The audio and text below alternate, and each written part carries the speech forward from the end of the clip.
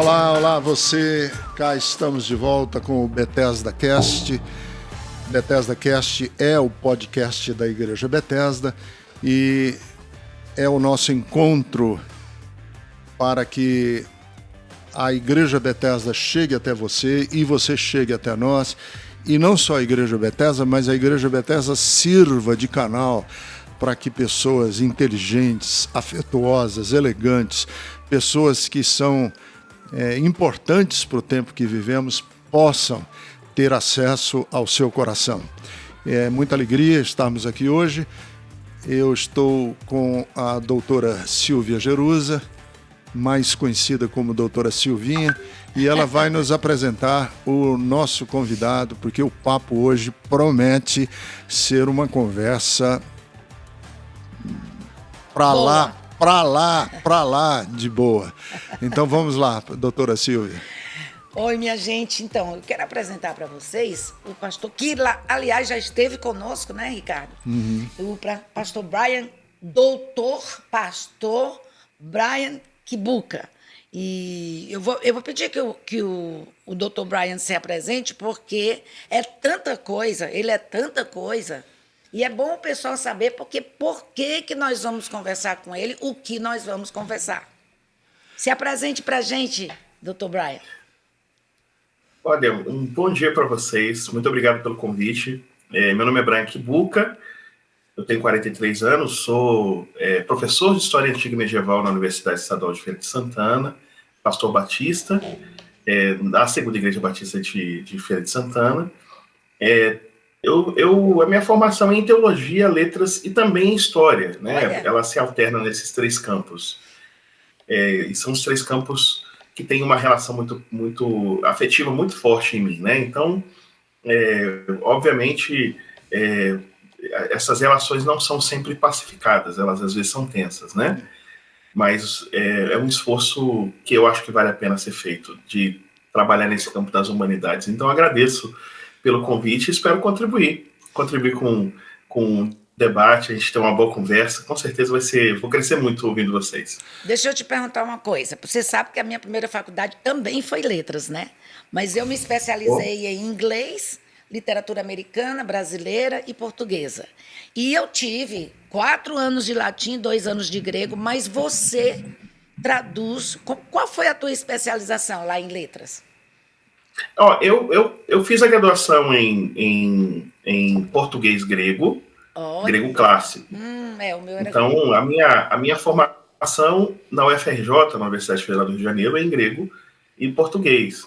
Eu trabalhava tanto no campo da análise do discurso e do funcionalismo linguístico, no campo tanto da análise literária, mas também da linguística que eu aplicava, mas também cresci nesse contexto cresci na minha carreira acadêmica nesse contexto de analisar textos da antiguidade, de traduzir esses textos. Foi difícil aprender a traduzir.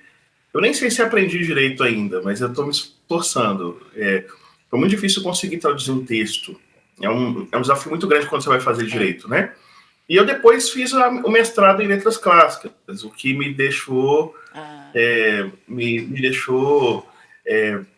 com a oportunidade de fazer um trabalho um pouco mais profundo já no campo de tradução da língua grega e também da língua latina, porque eu trabalho com teatro grego, trabalhei inicialmente com teatro grego, traduzi Eurípides. Uau. Mas por causa de Eurípides eu tive que traduzir Sêneca, né? Então, Sêneca em latim, Eurípides em grego, peças com o mesmo tema, Sêneca, de certa forma, emulando o teatro de Eurípides. Então, eu trabalhei traduzindo a Medéia de Eurípides, a Medéia de Sêneca. Pronto, eu ia te perguntar isso, eu amo essa peça. Você traduziu para o português? Foi você? Traduzi ambas as peças. Eu não publiquei ainda, mas traduzi tanto é maravilhosa essa peça. A de Sêneca, eu gosto demais. Eu tenho um artigo publicado sobre a Medéia de Sêneca, sobre Écuba também, né? Então, meu trabalho inicial, seminal, era nesse campo de teatro. Uau! Que bom. Bem, vamos direto aqui ao que a gente quer conversar com você hoje por esse período, né? Por hoje, esse período da nossa conversa, que é sobre um personagem da história do cristianismo que seguramente é considerado um dos mais importantes. Depois de Jesus Cristo, depois de Paulo, alguns colocam nessa ordem aí, né? Você tem, quer dizer, a fé cristã tem Jesus Cristo, tem Paulo de Tarso e tem Agostinho de Hipona, Santo Agostinho. E eu queria que, assim, introduzindo a nossa conversa, fazendo primeiro uma provocação, porque se você considera que essa analogia aí, essa categorização entre Jesus Cristo, Paulo e Agostinho está correta? Olha, eu não considero que ela seja correta. De fato, se considerarmos a importância dada à obra, né, a consideração da obra, há uma mudança no cristianismo a partir do século...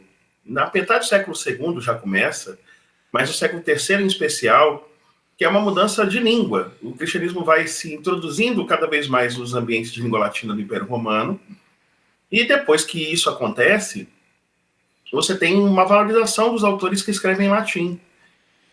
Há dois autores que escrevem em latim que têm grande importância. Há outros, mas eu acho que dois que têm grande importância, e todos os dois são, de certa forma, marginais, porque são africanos, né? Ou têm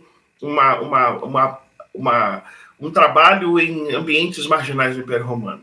Tertuliano e Agostinho. Como Tertuliano, de certa forma, foi proscrito por causa das suas opções doutrinárias, no fim das contas, o que sobrou foi Agostinho. Como Agostinho tinha uma produção muito extensa, de fato tem qualidade, e de fato interagia com o panorama intelectual da época, ele acabou ganhando bastante importância, bastante relevância.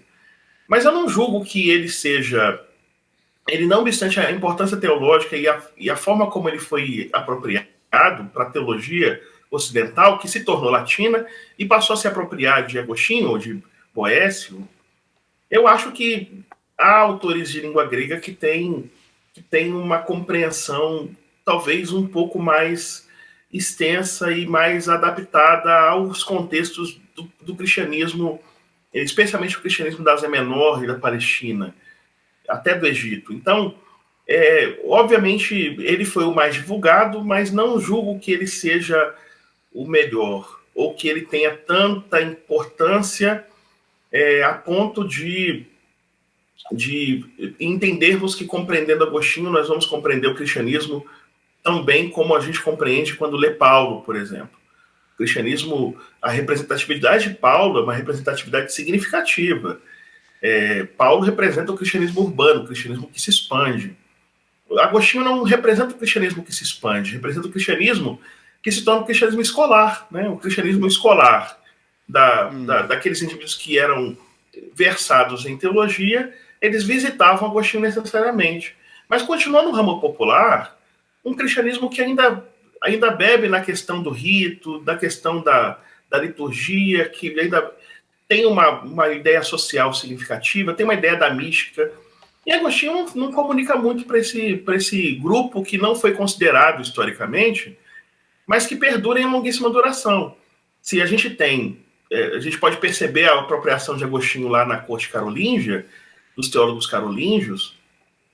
Na corte de Carlos Magno você tem um desenvolvimento significativo do conhecimento filosófico e teológico, mas na dimensão popular você continua tendo a presença de místicos como Antônio do Deserto, a presença do pensamento de indivíduos que tinham um pouco mais de importância para o cotidiano da vida comunitária, como, por exemplo, a gente pode falar de Irineu de Leão, ou então a ideia de um vínculo mais popular da filosofia e do diálogo com o judaísmo e com a filosofia grega em Justino.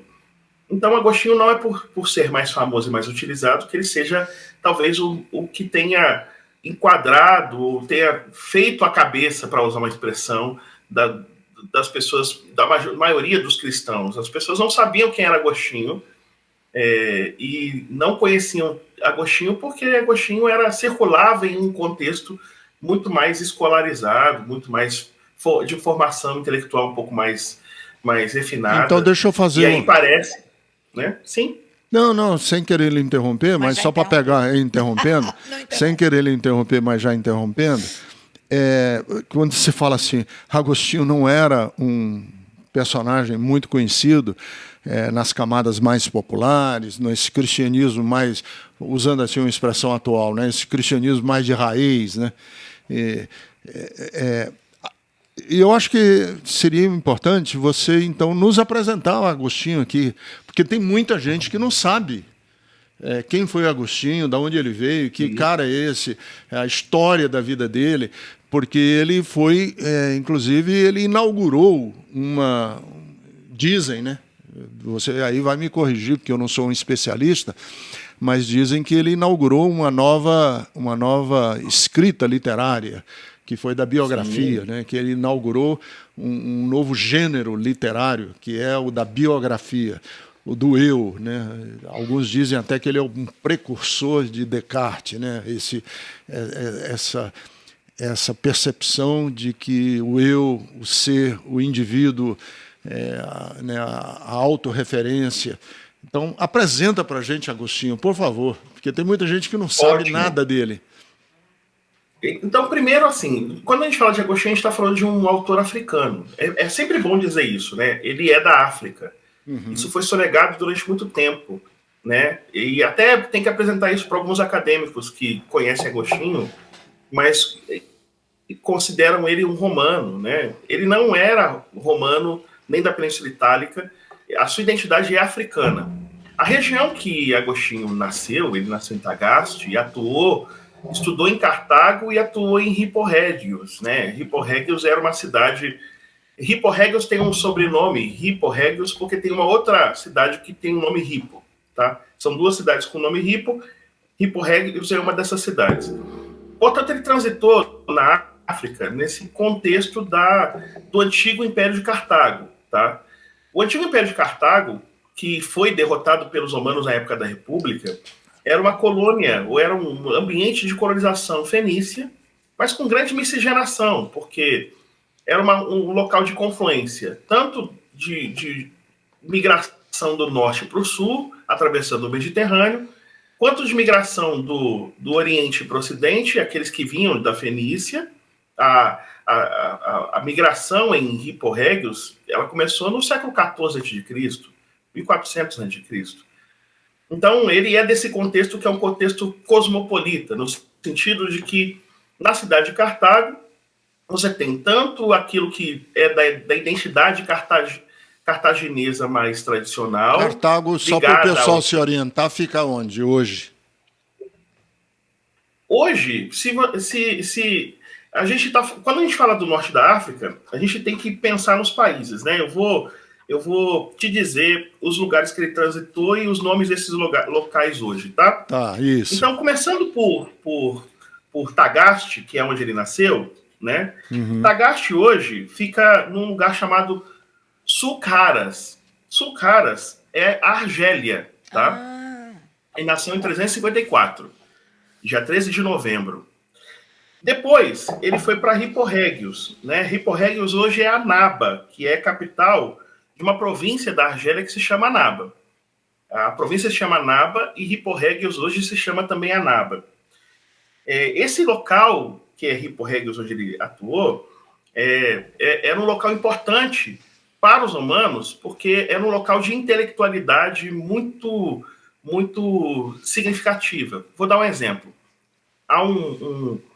Havia uma biblioteca na cidade de Hippo-Régios, e essa biblioteca que havia na cidade de Hippo-Régios, ela é uma biblioteca cujo responsável pela biblioteca era um autor bem conhecido que se chama Tácito, né? Uhum. Escreveu uma obra chamada Anais, uma obra que vai contar a história da primeira geração de imperadores romanos, e ele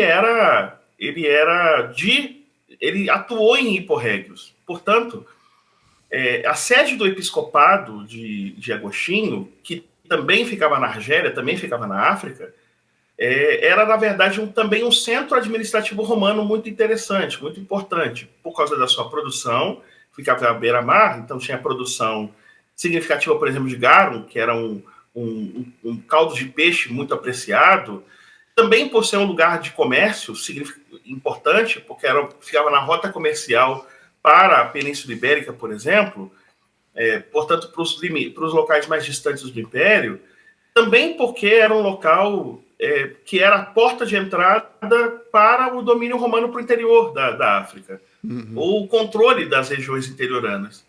Então, Agostinho atuou num local que tinha o escor do interior, dessa vida mais africana, com ainda traços fenícios da religião, mas também com a presença de uma intelectualidade que se apropriava tanto do neoplatonismo, que se desenvolvia em Roma, quanto do maniqueísmo, que era de origem persa. Você imagina, um caldeirão em que você tem influência persa, influência romana, uma filosofia bem local, que é uma filosofia mais popular, e ao mesmo tempo uma religião que era uma religião muito vívida. Havia muitos cristãos nessa região, e perto daquela região havia um movimento chamado donatismo, os seguidores de Donato, que também ele atuou num local próximo de Agostinho e, portanto, tinha influência nessa região, um movimento de pureza espiritual, de purificação espiritual, de perfeição espiritual, que não aceitava bispos que, por exemplo, tinham boas relações com os romanos ou que tinham, na época da perseguição, cedido à perseguição e, por isso, acabaram sobrevivendo. Então, imagina um lugar que você tem filosofia grega misturada com filosofia oriental, misturada com filosofia africana, misturada com influência egípcia, misturada com influência religiosa cristã, popular, influência religiosa cristã, que ela é uma sede episcopal. Tudo isso está misturado no mesmo ambiente. E ele, quando nasce nesse ambiente, ele não nasce impermeável. Ele, desde cedo, desde criança, ele tinha a sua mãe cristã, mas o seu pai era decurião, portanto, ele era romano, e ele também foi formado numa escola que ensinava a filosofia romana e também a literatura romana, mas também aprendeu a filosofia grega platônica ou neoplatônica, mas também teve a influência do maniqueísmo, ele depois se torna maniqueísta. Então é uma confusão, porque ele exatamente estava num local cosmopolita. No caso, na época da formação dele, ele estava em Cartago, tá? Que é uma cidade à beira-mar também dessa região. Todas essas cidades são muito próximas. Então, Agostinho, ele é produto, ele é tão importante, ele fala tanto para essa época, especialmente para os intelectuais dessa época, porque ele conhece a linguagem intelectual, tanto cristã quanto não cristã, e consegue utilizar bem essas ferramentas. Ele consegue utilizar bem a ferramenta da literatura, ele conhece teatro, ele conhece poesia lírica, ele conhece poesia satírica, ele conhece os gêneros literários, que são gêneros da prosa, ele sabe filosofia, ele também conhece teologia desde cedo, não obstante não ter sido cristão desde cedo. E conhece o mundão também, né? Conhece o mundão da promiscuidade, né? Que ele teve um filho fora, né? Viveu uma vida. Quer dizer, o que eu quero dizer é que essa tensão acadêmica, ele também teve uma tensão comportamental, porque ele tinha uma mãe que era, né, uma devota cristã, a Mônica, né, que depois vira santa, né?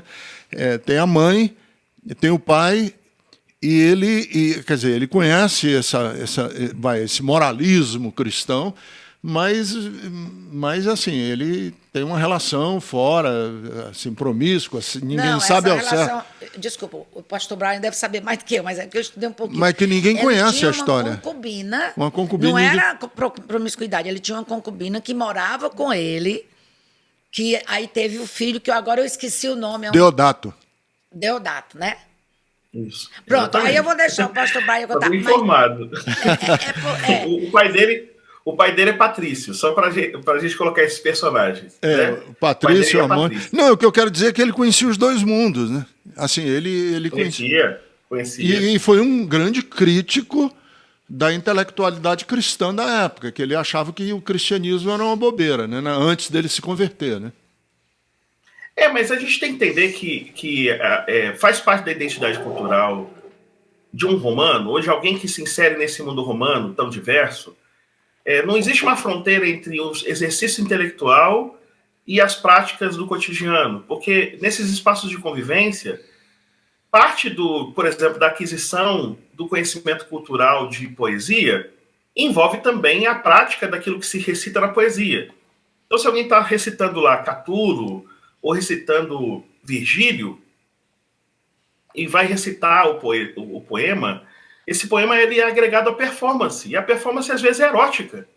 Então seria mais ou menos assim. A gente hoje tem uma recepção de teatro que a gente consegue, ou de poesia, que a gente recita poesia, acha bonito, vê lá a tique e vê aquelas loucuras com álcool e a liberdade, e a gente consegue ler isso na biblioteca.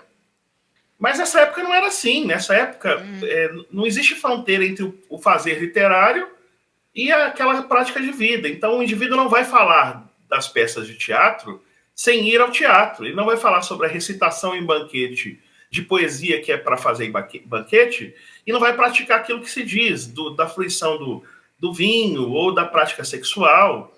Então, faz parte do estilo de vida essa relação íntima entre aquilo que se conhece de filosofia ou se conhece de literatura e aquilo que se pratica na vida. E ele faz isso, muito bem.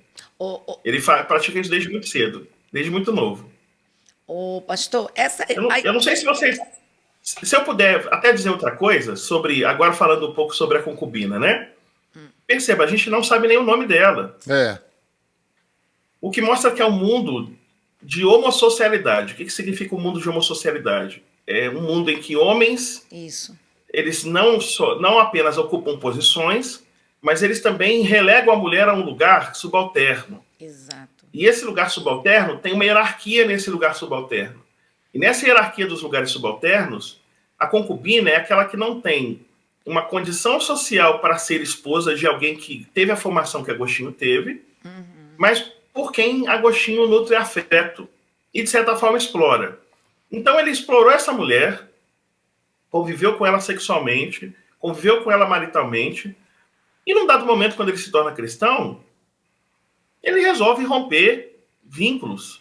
E vínculos que são vínculos que muitas vezes são rompidos por causa da ideia de que, sendo cristão, o indivíduo precisa adotar celibato, adotar uma vida mais próxima da perfeição e da santidade, mas isso não corresponde à valorização da mulher, exceto a mãe de Agostinho, que é considerada aquela que não desistiu. Portanto, a gente tem o estímulo à maternagem, é o nome que se dá para isso. Ou seja, qual é o papel da mulher?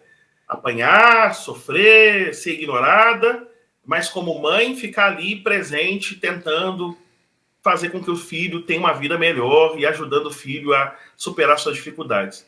Então a mulher, no fim das contas, ela acaba sendo enquadrada nesse mundo ou para o lugar da mãe intolerante e submetida a todo tipo de vitupério e abuso, mas ela ainda continua ali firme sustentando a casa, ou então a mulher invisível, que se torna a mulher que é por prazer, para a fruição do sexo, para companhia, para cuidado do corpo do homem, mas que ela fica invisibilizada.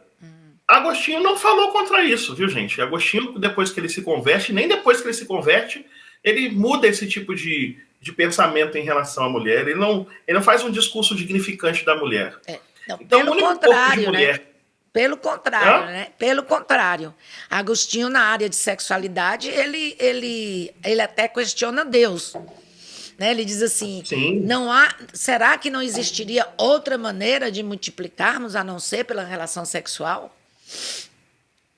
Sim, e esse argumento não é um argumento que ele inventou.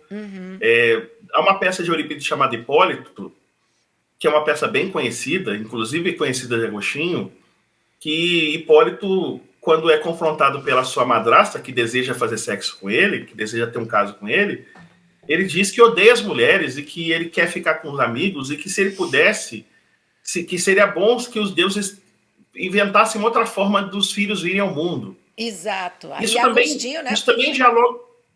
também dialoga com Hesíodo, porque Hesíodo diz que a mulher ela tem ambiguidade em Hesíodo, lá nos poemas hesiódicos. Hesíodo é o autor do século VII, o VIII século, ou sétimo século, escreveu 2 obras, Teogonia e Trabalhos e Dias, e essa perspectiva hesiótica é muito famosa em Roma e é muito conhecida também de Agostinho. E para Hesíodo, que fala da presença da primeira mulher, a Pandora, ela é muito ruim porque ela traz os males todos para os seres humanos, mas os seres humanos só conseguem procriar porque essa mulher está presente. Ela é que dá a possibilidade de procriação. Portanto, ela é ruim porque ela traz os males, apenas come e não produz, mas ela é boa porque ela permite que o homem se estenda. Então, essa ideia do corpo feminino como um corpo que procria e serve para isso, para procriar, ela parece cristã para quem não conhece literatura grega e romana.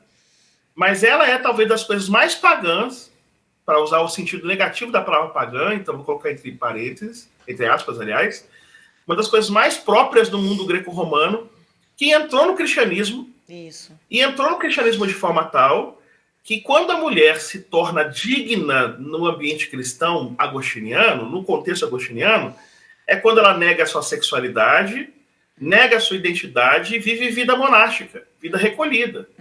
O que de fato é grave, porque ou ela é mãe e pelo papel de mãe fica ali sendo veículo para pedir a Deus pelo filho masculino que está perdido, ou ela é a mulher invisível, absolutamente invisibilizada no contexto monástico. Isso é uma coisa reafirmada por Agostinho. Eu não posso dizer o contrário, porque é uma verdade. Deixa eu te pedir para dar um passo atrás e falar sobre a conversão dele. Porque ele relata isso nas suas confissões, ele relata a impressão que Ambrósio teve nele, né, um erudito romano, quando ele esteve em Roma, em Milão, né, ele esteve também em Milão, não foi em Milão? Sim. Eu posso contar essa história. Ele, depois que ele teve a formação regular escolar e aprendeu retórica, ele foi buscar uma posição na Península Itálica, que é o lugar onde, de fato, o emprego está, né? Onde você consegue ter fama como orador, como professor de oratória, e consegue um cargo público, inclusive, nesse campo. Porque faz parte da tradição romana que os filhos de uma determinada cidade, especialmente os indivíduos abastados, têm uma formação bancada pelo Estado, uma educação cívica. E essa educação cívica é feita por oradores que, na verdade, ensinam de gramática a retórica, de retórica a álgebra, a geometria. Ou seja, é meio que alguém que vai assumir a tutela desses indivíduos e vai formá-los, preparando-os para serem bons cidadãos. Então você tem isso em Milão, você tem isso em Roma, você tem isso em várias cidades da Península Itálica. Ele não conseguiu um cargo em Roma, porque ele não tinha boa indicação para conseguir um cargo em Roma. Ele não conseguiu esse poder de influência, porque o cargo não era por competência, era mais QI, era mais quem indica. Ele consegue a posição em Milão, porque em Milão ele tem contatos. E lá em Milão existe um bispo que tinha na sua história, a história de Ambrósio é essa, ele tinha atuação pública, ele tinha cargo público, ele abdica disso para ser bispo de Milão. E como ele abdica disso para ser bispo de Milão, ele tem uma importância muito grande na cidade, mesmo que a cidade não seja cristã, mas ele tem nome na cidade, ele tem importância na cidade. E também a gente tem que entender que os indivíduos que são pobres e não têm como participar pagando um orador, pagando um professor, ou não tem direito de acessar esse ambiente de educação e de instrução a partir do benefício público, esse indivíduo só tem um outro lugar para se formar, que é a própria igreja, ouvindo ali as instruções e orientações de Ambrósio. Por isso que a gente vai observar nas confissões Ambrósio ensinando os jovens. Ele está ensinando os jovens não porque os jovens estão apenas interessados no discipulado de Ambrósio, mas porque isso talvez seja o que mais se aproxima de uma educação formal. É ali que eles vão aprender filosofia, teologia, algum tipo de aspecto que pode ser útil no conhecimento da moralidade pública. E aí o que nós temos ali é Ambrósio, e aí Agostinho está junto de um amigo muito importante dele, que se chama Alípio, tá? Alípio, e ele vai passar por uma experiência espiritual. né? Essa experiência espiritual, essa experiência mística, ela começa com a leitura de textos egípcios. Então, quando a gente pega as Confissões, o livro 8, tá?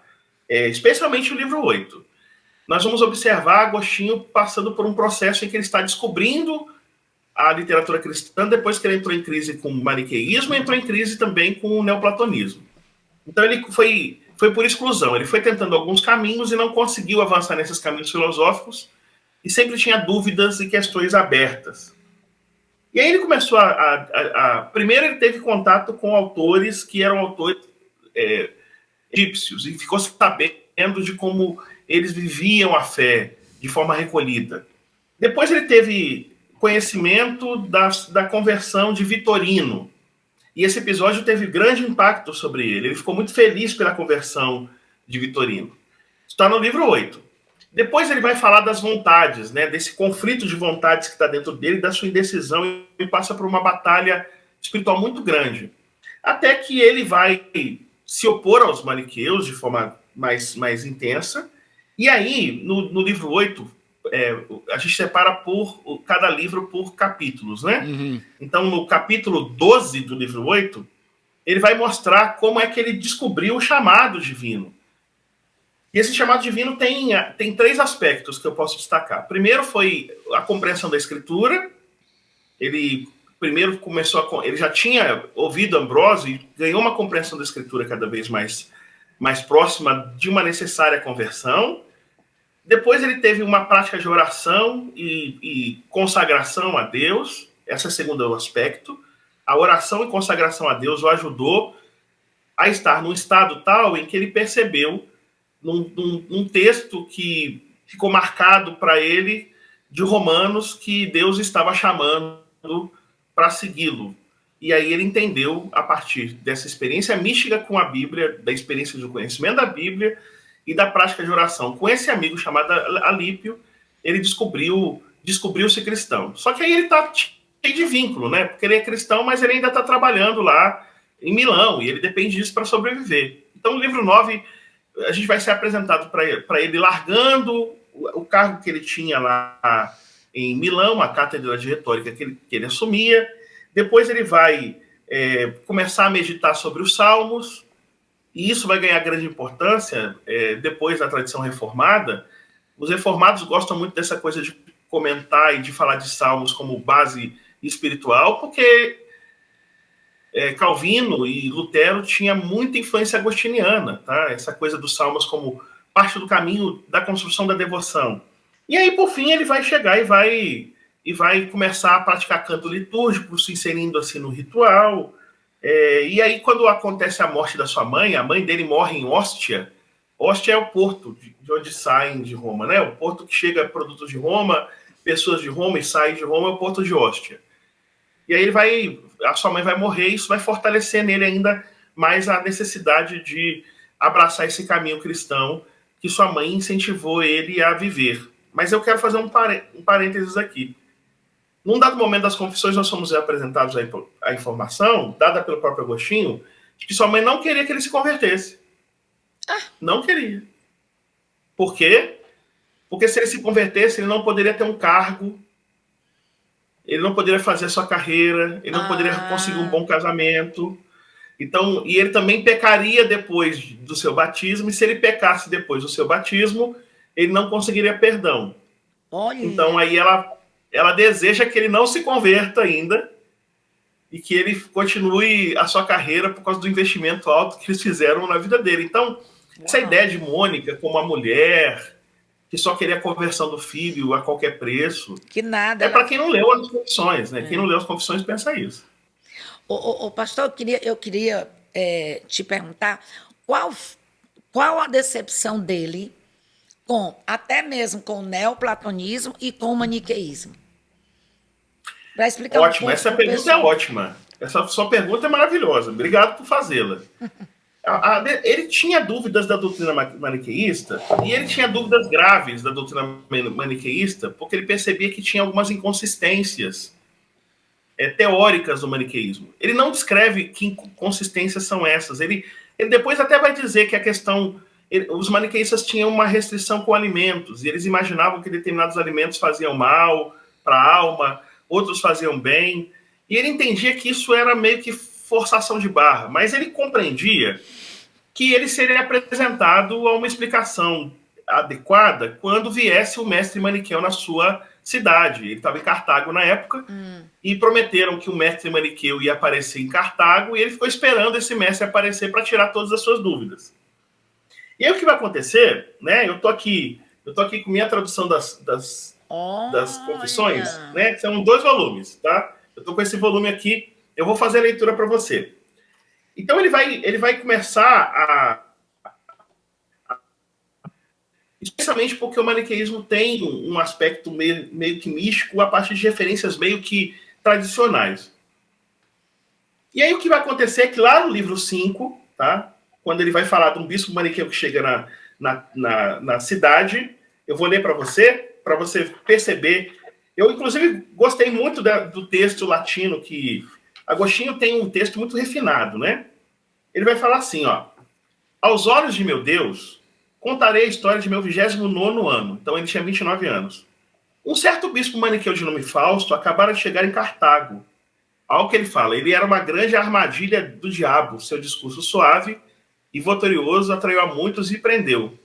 Eu era um grande admirador da sua eloquência, mas eu sabia a diferença entre eloquência e a verdade em relação aos assuntos que eu queria aprender. Olha. Então ele percebeu que a eloquência dele não era correspondente à finesse dos argumentos. Ele percebeu que, retoricamente, ele era fraco no que diz respeito ao conteúdo. Uhum. Eu vou dizer que se a gente usar a regra de Agostinho para julgar alguns pastores ou teólogos por aí, não vai sobrar muita gente também, porque tem mais garganta do que conteúdo. A pessoa fala muito alto, mas não tem muito o que dizer.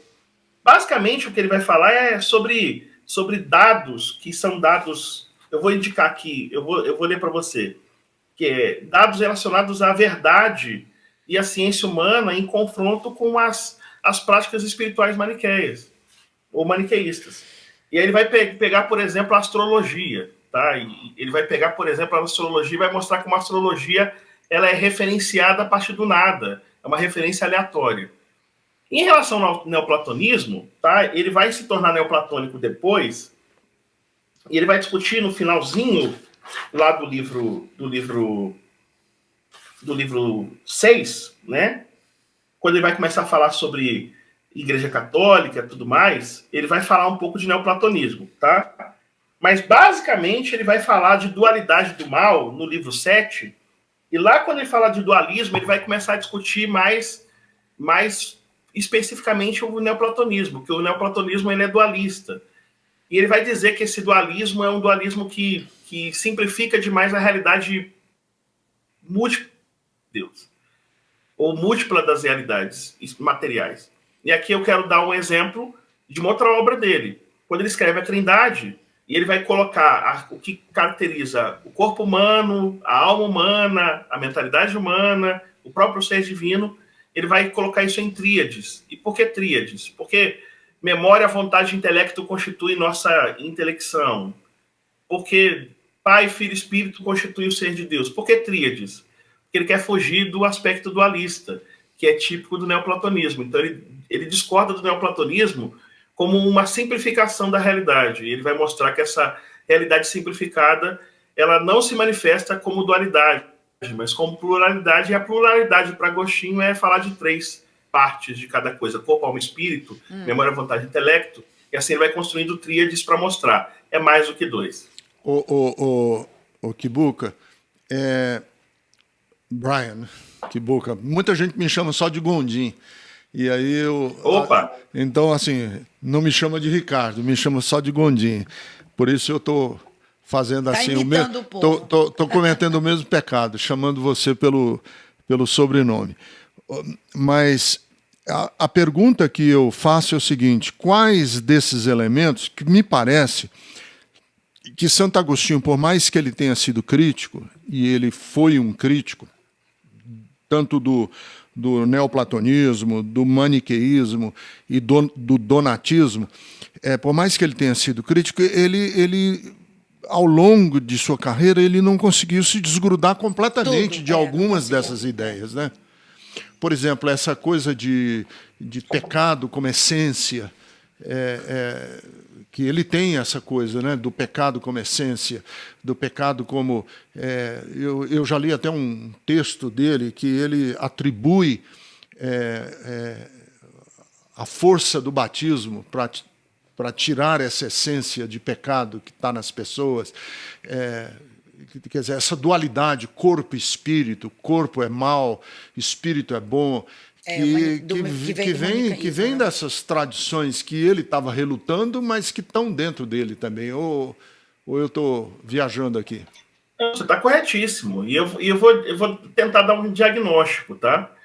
E depois eu vou falar de hoje. Acho que fez muita falta para ele ler os autores gregos, os autores da patrística grega. Fez muita falta, porque os autores da patrística grega... Ele não falava eles não grego, são essencialistas. Né? Ele não falava grego, né? O Agostinho não conhecia grego. Ele fala que não aprendeu nas confissões, ele disse que não conseguiu aprender porque o professor dele batia nele muito, né? E ele ficou traumatizado. Olha só, é uma pergunta ótima, porque eu acho que isso mostra a falta que fez ele conhecer a tradição oriental e também a tradição em língua grega do cristianismo. Por exemplo, o pecado que é compreendido por ele em aspecto judicial e também essencial, ou é essencialismo, o pecado é uma marca que nós trazemos, uma coisa que nós trazemos ontologicamente em nós, vindos de Adão. Ele vai falar isso. Ou então é judicial. Nós trazemos o pecado, e ele pega isso de Paulo também. Nós trazemos o pecado, que é uma dívida que nós temos diante de Deus, que é o justo juiz e tem que nos condenar. Na teologia oriental, o pecado é doença, no sentido não essencialista, mas no sentido de alguma coisa que marca, que nos dificulta a caminhada cristã, porque nos tira o vigor para nós caminharmos a fé. Uhum. Então, a partir do remédio que é a presença de Deus em nós, de Cristo em nós, da comunhão com os cristãos, nós vamos sendo medicados e assim curados da doença que é o pecado. Essa perspectiva judiciária ganharia muito com o acréscimo dessa outra perspectiva, sim, que envolve coisas muito mais práticas, que é a justiça social, a justiça, o vínculo espiritual, o vínculo comunitário, a prática da generosidade, dos afetos e do amor. Essas coisas foram sonegadas na teologia dele. Uhum. Só que o mais grave disso é outra coisa. O mais grave é que quando isso passa para a teologia reformada, tanto a leitura de Paulo quanto a leitura de Agostinho na teologia da reforma, não reformada, mas da reforma, sim, também se ganha uma perspectiva essencialista, essa ideia do pecado, ou essa ideia da salvação. Não só essencialista, como ainda tem um outro acréscimo, que é a perspectiva individualista.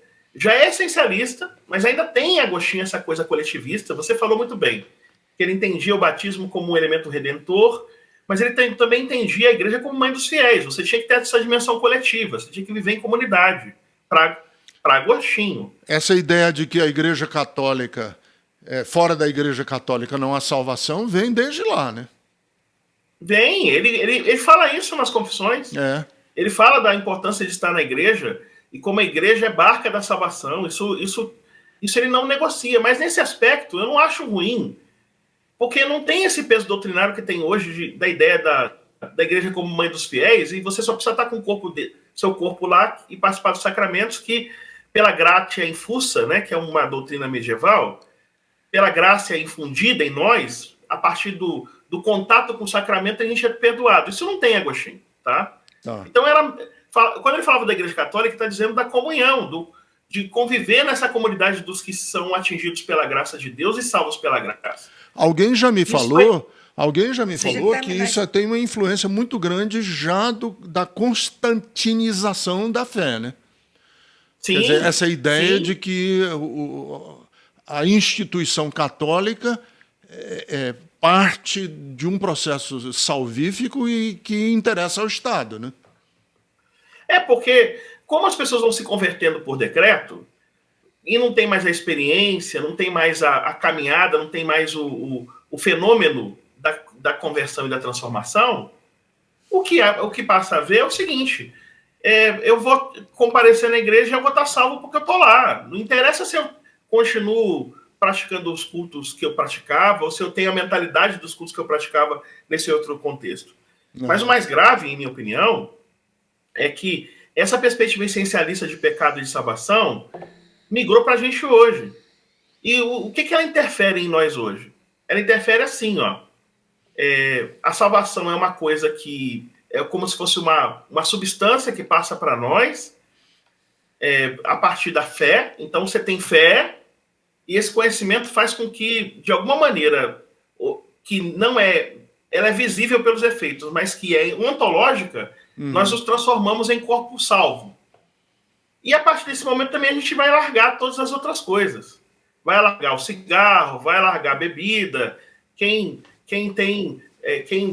vive a homofetividade vai largar a homofetividade.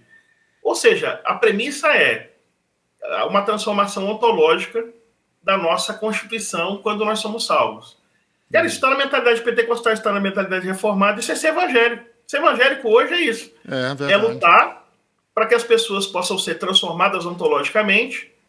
E essa transformação ontológica é individual. E o coletivo é o quê?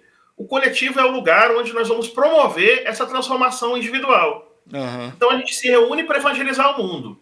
Para quê? Para promover essa salvação individual. Aí quando você fala de cuidar dos pobres, quando você fala de acolher as pessoas, quando você fala de amar, as pessoas não entendem, porque elas só entendem que eu tenho que ter a salvação ontológica e eu tenho que promover essa salvação ontológica por meio desse organismo que se chama igreja, que tem que fazer missão e encher de dinheiro. A gente tem que encher de dinheiro esse organismo para ele fazer missão e evangelização no mundo e transformando ontologicamente as pessoas.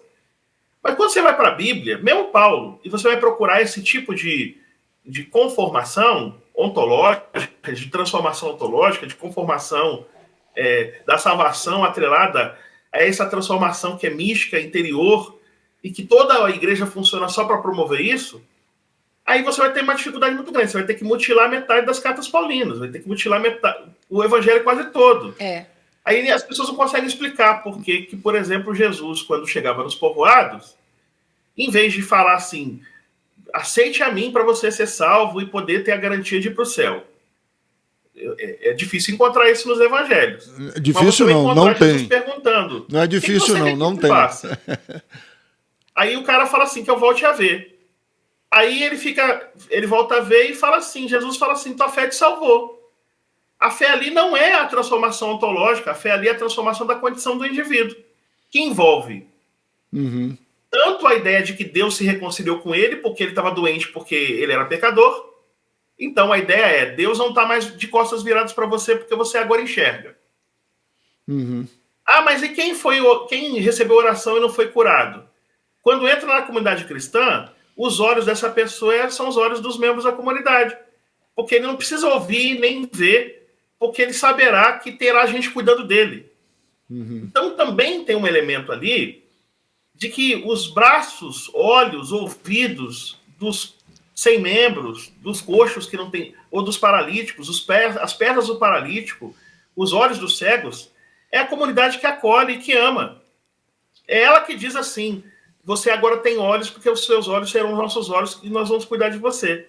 Então, havendo milagre de alguém que é cego enxergar, ou não havendo milagre de alguém que é cego não enxergar, o milagre acontece porque ele vai ser acolhido por uma comunidade que, em nome de Cristo, restituirá a capacidade de ver, a capacidade de caminhar, a capacidade de ouvir. Maravilhoso, né? Maravilhoso. E o Ricardo diz muito isso, né, Henrique? É isso aí. Que nós somos os pés e as mãos de Deus para a vida das pessoas ao nosso redor. Que é esse o grande milagre. Essa dimensão do cristianismo, que está presente nos evangelhos, como ela não é compreendida, e ela não é compreendida por causa desse obstáculo, que obstáculo que eu estou falando? Dessa perspectiva de salvação ontológica, dessa ideia de que é como se fosse uma substância do qual eu sou feito, que veio de Adão, é uma substância espiritual, e que ela é transformada, ela sofre uma metamorfose quando eu falo para Jesus, eu te aceito. Mas aí vira o quê? É uma mistura de gnosticismo com filosofia grega, de emulação da constituição do ser por meio do conhecimento, de filosofia grega com uma perspectiva de adesão típica do Império Romano no seu fim, que é essa ideia de que você entra na igreja e isso opera em você. Ou seja, vira uma salada. E aí a gente não consegue mais entender o evangelho, porque o evangelho não tem esses referenciais. Aí você fica procurando. Vou repetir. As pessoas ficam procurando. Onde Jesus está dizendo assim, vem a mim, porque se você falar que eu sou o Senhor, você pode morrer, você vai para a vida eterna, porque o Adão, ou a força de Adão em você vai morrer, porque eu vou neutralizar, vou colocar uma outra característica dentro de você, que vai fazer você ser aceito por Deus. As pessoas ficam procurando isso e não acham. Aí eles têm que usar a mediação paulina, um Paulo lido por Agostinho e lido pela Reforma, que é um Paulo ruim. É um Paulo ruim, é um Paulo que não tem nem pé nem cabeça, que não dá para entender, então, várias coisas que ele disse, porque elas são mal compreendidas. Então, Agostinho é caminho de passagem, e quem quiser desmontar esse tipo de teologia ruim, tem que desmontar Agostinho. Se não desmontar Agostinho, não vai conseguir fazer. Concordo plenamente. Eu li algumas, eu não me lembro qual texto, você pode até me ajudar, qual texto de Agostinho, em que ele advogava que o pecado de Adão era transmitido através da relação sexual. Era a relação sexual que transmitia esse pecado, né? Como essência, né? Esse essencialismo. E alguém perguntou a ele, então, uma pessoa batizada está livre de todo pecado, e como que uma pessoa batizada livre de todo pecado pode transmitir um pecado que ele já não tem mais, né? E Agostinho falou, sim, é possível que uma pessoa, através da relação sexual, transmita algo que ele mesmo não tem.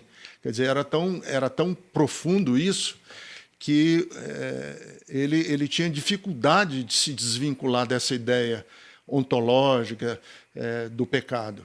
E que a gente tem hoje, né? Como você falou, uma leitura mal feita de Paulo, quando ele diz assim, nós somos um segundo Adão. É essa a ideia, né? Quer dizer, você pega esse texto de Paulo mal lido, mal interpretado, de que nós somos um segundo Adão, segundo Cristo. Adão estava maculado de pecado, e através de uma experiência de conversão, nós saímos da condição do Adão caído para o segundo Adão, que é Jesus, imaculado. Outro texto que eles usam para corroborar essa ideia, né? Você é uma nova criação em Deus. Quem está em Cristo, nova criação, nova criatura é. As coisas velhas já passaram e eis que tudo fez novo. Quer dizer, é uma ideia tão otimista dessa ideia do novo nascimento, de que a pessoa passa para um estado imaculado, de um estado de pureza total, santo, né? Santa. E, obviamente, isso não corresponde com a realidade e não corresponde, inclusive, com o próprio Paulo, que lá na carta atribuída a ele de Timóteo, ele diz, esta é uma palavra fiel e verdadeira, digna de toda confiança, que Cristo veio salvar os pecadores, dos quais eu sou o principal. Sim, mas se eu posso dizer uma coisa que não se percebe ao analisar esses textos, é que, por exemplo, o texto de 2 Coríntios que você citou, pastor, é um texto que, primeiro, ele é plural, né? Ele é a segunda pessoa do plural. Ele está falando de um coletivo, né? Quando ele fala que somos nova criação, ele não está apontando para a transformação do indivíduo. Não obstante, a transformação do indivíduo esteja no âmbito, tem que ser considerado no âmbito da coletividade. Mas ele está falando de uma refundação da criação a partir desse coletivo. Porque criação é coletivo. A segunda pessoa do plural é coletivo. Então, o indivíduo tem que entender que aquela comunidade cristã da qual ele participa é a refundação de um universo. E nessa refundação do universo não tem homem, não tem mulher, não tem escravo, não tem livre, não tem bárbaro, não tem cita. Portanto, ali é o lugar em que, refundados e refeitos por Deus, as diferenças sociais construídas por causa do pecado em nós, portanto, diferenciar homem e mulher ou diferenciar bárbaro e cita, ou diferenciar servos e senhores na dimensão da simetria, da subalternização, não da identidade, mas da subalternização, é produto do pecado. Por isso que precisa ser anulado em Cristo isso. Uhum. Deixa eu explicar bem, porque sempre tem alguém para distorcer o que a gente fala. Eu não estou dizendo que não tem diferença homem e mulher, ou não tem diferença étnica, ou não tem diferença de classe. O que Paulo está promovendo é que nessa dimensão da vida em Deus, da vida em Cristo, essas diferenças, elas são anuladas no seu poder de nos dividir e nos tornar antagônicos. E como essas diferenças não nos deixam mais antagônicos, opositores entre nós, assimétricos e, portanto, um subalternizando o outro, a comunidade da harmonia, porque todos nós somos isonômicos, é a comunidade cristã. Tá certo. É fácil entender isso. É fácil entender isso em Paulo. Paulo, não é difícil perceber isso desde que você leia Paulo, sem ler Paulo com os óculos do que Paulo não disse, que são óculos da leitura feita por Paulo na Reforma Protestante. Uhum. Então, o problema é um problema de leitura dos reformadores, viu? Eu quero deixar bem claro. Tá certo. Os reformadores, quando apresentam um Paulo antissemita, um Paulo individualista, um Paulo que passa pela mediação da perspectiva individualista, que é típica daquele período. E aí aquilo que é coletivo vai se tornando individual. Aquilo que é para eliminar desigualdade passa a ser desigualdades espirituais e místicas. E as desigualdades sociais de gênero continuam, perduram. Então a gente tem que ter coragem. Ficam falando sempre de nova reforma. Uhum. Aí fala de nova reforma, é assim, eu estou chateadinho com a igreja e quero uma nova reforma para poder a igreja, as pessoas falarem mais verdade e serem mais sinceros. Não, a nova reforma não é só por causa disso, também isso precisa mudar. Mas nova reforma é porque as bases teológicas apresentadas pelos reformadores eram bases insuficientes. Exatamente, e concordo. Por causa disso, é necessário e urgente que nós temos que revisitar a ontologia e parar de dividir o homem em corpo, alma e espírito, como se isso desse conta da existência humana. Exatamente. Parar de descrever Deus como ser, como essência, substância. É um vocabulário latino ultrapassado. Filosoficamente ele foi ultrapassado. Mas quando você fala isso, as pessoas falam assim, herege, quer reinventar as coisas da teologia. Que idolatria é essa? A nomenclatura? Teologia, né? Que idolatria é essa? Aos conceitos. Aí eu digo, o problema da teologia hoje é que as pessoas confundem conceitualismo com devoção.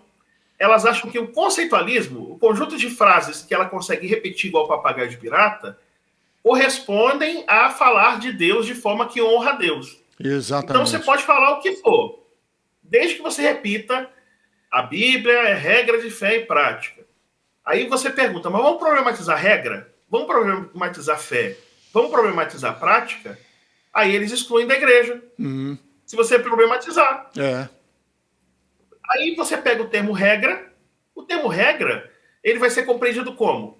Vai ser compreendido em que medida? Regra é o quê? Lei? É sinônimo de lei? Regra é sinônimo de medida? Regra é sinônimo de manifestar nossas identidades? O que é regra? E o que é fé? Por exemplo, fé é um dos conceitos mais mal acabados que tem no cristianismo reformado, evangélico. Por quê? Porque fé no Novo Testamento é pistes. Pistes é ambíguo, é um termo ambíguo de propósito. Exatamente. Significa tanto confiança quanto fidelidade. Por isso que a Bíblia pode falar da fé de Cristo, porque Cristo teve fidelidade. Exatamente. Porque confiava em Deus. Certo? E o texto mais famoso e o texto mais famoso que Lutero usou, né?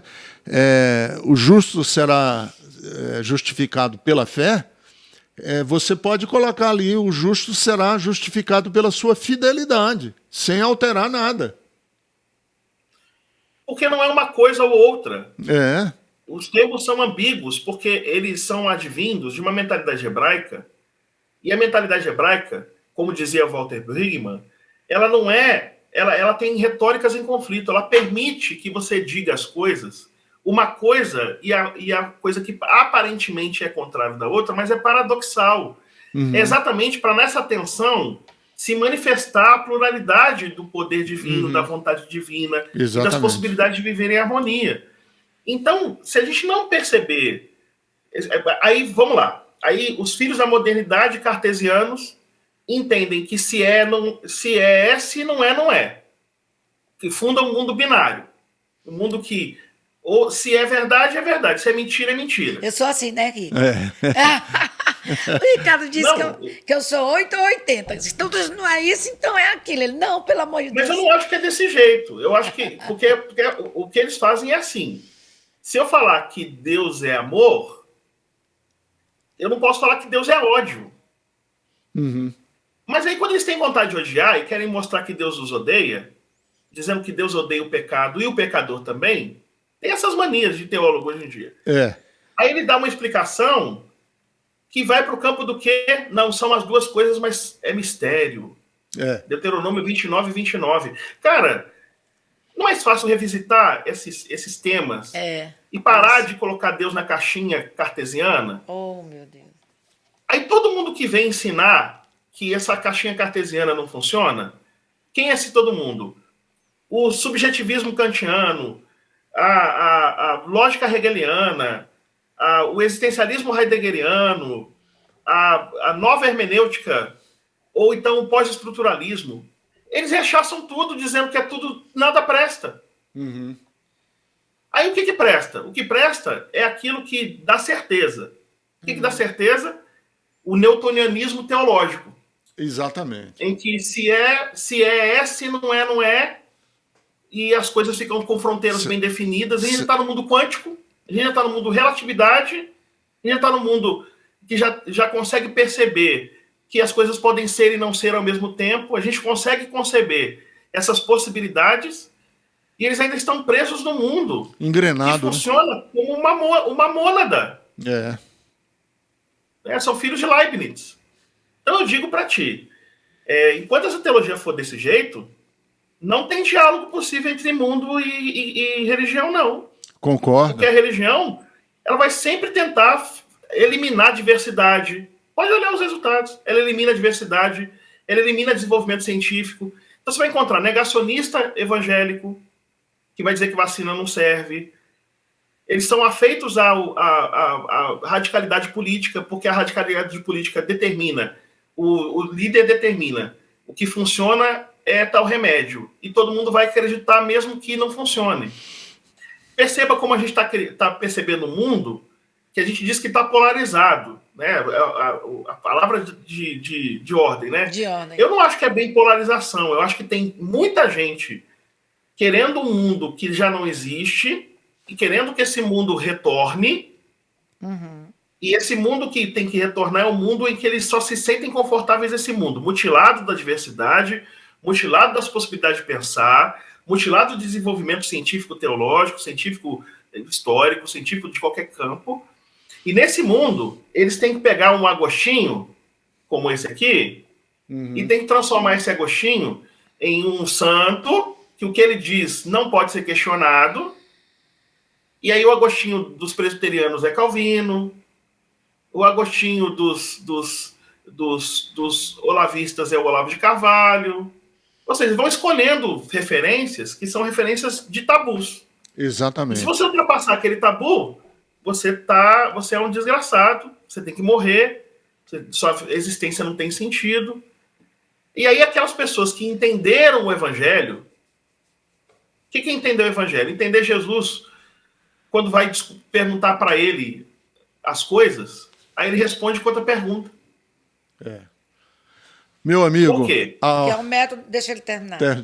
Termina. Não, eu vou só encerrar e dizer rapidamente. Porque resposta é coisa aposta. Resposta, coisa aposta. Jesus já sabia desde então que as questões é que nos deixam abertos para Deus. É não conseguir definir, é não conseguir fechar, é não conseguir concluir, é que nos deixa aberto para o metafísico, aberto porque é além da nossa experiência. E aí nos deixa abertos para Deus. Exatamente. Essa abertura para o sagrado se fecha quando a gente começa a abrir tribunais, abrir doutrinas que são corpos de doutrina fechadinhos, confissões de fé, declarações doutrinárias, tudo fechadinho, para medir milimetricamente quem ultrapassa. Quem ultrapassa é herege. E quem é herege não serve. que está afastado de Deus tem que ser afastado da gente também. Então, esse tipo de mentalidade não está em Agostinho, mas está do uso que fazem de Agostinho. Tá certo. Não está em Calvino, mas está do uso que fazem de Calvino. E vão usar qualquer um que eles possam utilizar, porque isso não tem a ver com religião, isso tem a ver com poder. Exatamente. Olha aí, deixa eu perguntar uma coisa, Rick. Qual é a editora do teu livro? Do livro de Agostinho? A editora Pencal. A editora é uma editora nova chamada Pencal. É uma editora que lançou também, ó. Deixa eu mostrar para vocês. Pental. Eu fiz o comentário do Peregrino e da Peregrina também. Olha! Né? Em capa dura. Tá, o comentário é meu, mas tem ilustração. Então, eles estão lançando vários livros assim, com bom acabamento. Eu gosto porque eles lançam em capa dura, tem marcador de página. Legal. As capas são bonitas, né? É. Então, a editora Pencal geralmente vende no site da livraria Família Cristã. É Pental ou Centauro? Como é o nome? Pencal. P-E-N-K-A-L. Pencal. Ah, Pencal, com K. Ok, ótimo. Isso. Ótimo. Muito bem. Amigo, infelizmente, a nossa hora já passou. Que conversa, dá pra gente... a gente podia fazer um semestre de podcast só em Santo Agostinho. Não, ele disse aí um monte de filósofo que, claro, a gente vai ter que destrinchar aqui pro pessoal. Então é o seguinte, você provoca a mim e a doutora Silvia Gerusa aqui, e a gente fica, então, com a responsabilidade de chamar você de novo, de novo, de novo, de novo. Foi você que provocou isso. Pronto. Eu vou dizer sim todas as vezes. Tá Podem ótimo. contar comigo. Tá ótimo. Muito bom. Eu ainda quero que a gente converse sobre essa questão do pecado, moralismo. Eu quero que a gente ainda refaça o dever de casa. Anote aí. De pensarmos uma antropologia, uma ontologia não pessimista. Mas também eu não sou de Rousseau, eu não sou da tábula rasa, mas a gente vai repensar essas ideias a partir, inclusive, dessa contribuição da teologia ortodoxa, que vê o pecado com outras lentes, né, e que nem tem conhecimento. Muitos teólogos orientais nem conheceram Santo Agostinho, né?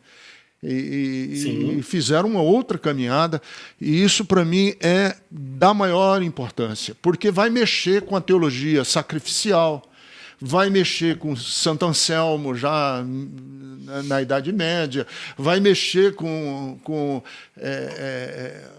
Lutero e a concepção que ele tinha do livre-arbítrio, e vai mexer com próprio Calvino, dessa coisa da natureza caída, da natureza pervertida do ser humano, e vai mexer com esse do réprobo, e vai mexer com esse neocalvinismo que está aqui agora, tentando solidificar essas ideias numa concepção que, para mim, é terrível e que não contribui a uma má teologia. Eu considero uma má teologia, porque isola... Não, eles agora eles se transformam em educadores do Brasil, porque o Ministério da Educação é dominado por neocalvinistas. E aí eles constituem ou estabelecem a predestinação acadêmica. Os que são predestinados para serem universitários e não... Ou seja, nem todo mundo deve estudar em universidade. Isso é um pastor presbiteriano que cria a predestinação acadêmica. Você é predestinado para estudar e outros são predestinados para ficar só trabalhando para quem estudou. E o predestinado... Você percebe como a mentalidade religiosa se traduz uma mentalidade que, quando se insere no Estado, né? Isso. E no Ministério da Justiça tem a predestinação para a morte. Tem o predestinado para o STF. Ele usou essa expressão para ser ministro do STF. Isso, o predestinado para ser do STF, que também disse que os cristãos estavam predestinados para morrer de coronavírus em nome da sua fé. Ah, pelo amor de Deus. Olha, aí... Então você percebe como a raiz religiosa que se constitui, ela vai se ramificando na vida pública, e a gente vai percebendo um fio que conecta essas coisas, e olha onde nós chegamos. A boa notícia é que já deu errado quando os puritanos ingleses tentaram tomar o poder do Estado. Se deram muito mal, e ficou marcado que puritano é a mesma coisa que hipócrita, E vai dar errado de novo, porque ninguém aguenta esse tipo de coisa. Exatamente. Isso soa mal. Soa mal porque é ruim. Não é só porque as pessoas têm preconceito, não. Soa mal porque é ideia ruim. É ruim, é uma má teologia. Meu amigo, muito obrigado. Obrigado pelo seu tempo, obrigado pelo seu carinho. E a gente quer que você se ligue no nosso podcast, aqui no YouTube, aqui no Spotify E aqui no Deezer. E aqui no Deezer. E você está sempre convidado a nos acompanhar nessas conversas que são enriquecedoras. Muito obrigado, Olha, meu amigo. Essa conversa dava para destrinchar em umas 10. É um semestre. Vamos fazer um semestre aqui com o Kibuca. Uma alegria, amigo. Viu, querido? Eu topei. Obrigada, viu? Um beijo para você, um beijo para sua família. Beijo grande, gente. Obrigado. Tchau, Paz. tchau. Paz.